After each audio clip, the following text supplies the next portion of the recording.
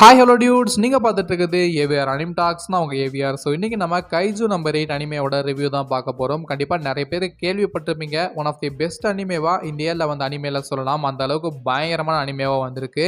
And இதே வருஷத்தை தான் சோலோ லெவலிங் ஒரு பெரிய எதிர்பார்ப்பில் வந்து பயங்கரமாக இருந்துச்சு. எல்லாருமே பார்த்துருப்பீங்க. அதே மாதிரி அண்ட் அதை விட ஒன் ஸ்டெப் முன்னாடி தான் இருக்குது. அந்தளவுக்கு பயங்கரமான அனிமேவாக இந்த கைஜு நம்பர் 8 இருக்குன்னு தான் சொல்லணும். பிகாஸ் அதில் அவங்க ஸ்டோரியை சொன்ன விதம், கதை முழுக்க நிறைய சர்ப்ரைஸ் எலமெண்ட்ஸ் அண்ட் நிறைய ரியல் ஹைப்ரிட் மூமெண்ட்ஸ்லாம் வச்சிருக்காங்க. பயங்கரமாக எடுத்திருக்காங்க. ஸோ முதல்ல இந்த அனிமேயோட ஸ்டோரியை பார்த்துட்டு அப்படியே மற்ற எல்லாத்தையுமே டிஸ்கஸ் பண்ணுவோம். ஃபர்ஸ்ட் ஆஃப் ஆல் கைஜுனா எல்லாருக்குமே தெரியும்னு நினைக்கிறேன். ஜாப்பனீஸில் கைஜுனா மான்ஸ்டர்னு சொல்லுவாங்க. ஸோ இந்த மாதிரி ஜப்பானில் திடீர்னு நிறைய கைஜுஸ்லாம் அப்பியர் ஆகி நிறைய தொந்தரவு பண்ணும். இதை தடுக்க தான் டிஃபென்ஸ் ஃபோர்ஸ்னு ஒரு குரூப் இருக்காங்க. அவங்கள தான் பவர் லெவல்லாம் வச்சு டாப்லேருந்து லோ வரைக்கும் ரேங்கும் பண்ணி வச்சிருக்காங்க. அண்ட் இது அழிக்கப்படுற கைஜூஸை க்ளீன் பண்ணுறதுக்கு ஒரு குரூப் இருக்காங்க. அதில் தான் நம்ம ஹீரோ இருக்காரு. அவரோட பேர் ஹிபினோ காஃப்கா. அண்ட் இவருக்கும் இந்த டிஃபென்ஸ் ஃபோர்ஸில் ஜாயின் பண்ணணும். அண்ட் இருக்கிற எல்லா கைஜஸுமே டிஃபீட் பண்ணணும், மக்களை காப்பாற்றணும். அதே சேம் டைமில் டிஃபென்ஸ் ஃபோர்ஸில் கேப்டனாக இருக்கிறது இவரோட ஃப்ரெண்டு தான். ஸோ அவளோட வைஸ் கேப்டனாக இவன் தான் இருக்கணும்னு சின்ன வயசில் செஞ்ச ப்ராமிஸை இவன் காப்பாற்றணும். ஸோ இது எல்லாத்துக்கும் தான் அவன் டிஃபென்ஸ் ஃபோர்ஸில் ஜாயின் பண்ணணும்னு தொடர்ச்சி அந்த எக்ஸாம் எழுதிட்டே இருக்கான்.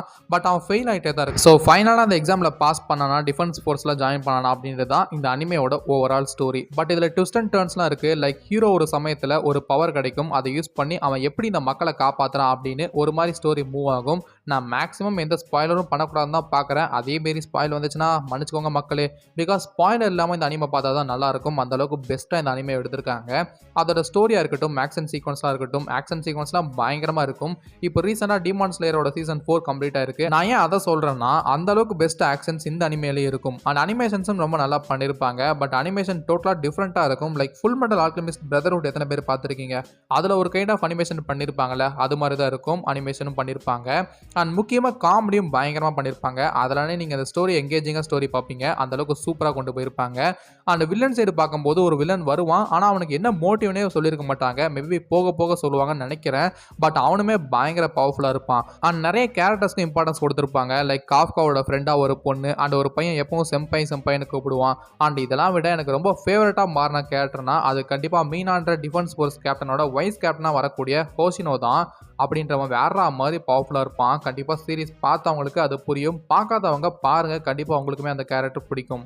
அண்ட் இந்த சீரிஸ் 12 எபிசோட்ஸ் டோட்டலாக இருக்குது. டோட்டலாக 12 எபிசோட்ஸும் பயங்கரமாக தான் இருக்கும். தமிழ் டப்பில் அவைலபிளாக இருக்குது. பட் நான் ஒரிஜினல் லாங்குவேஜான ஜாப்பனீஸில் தான் பார்த்தேன். செம்மையாக இருந்துச்சு. தமிழ் டப் எப்படி இருக்குன்னு தெரியல.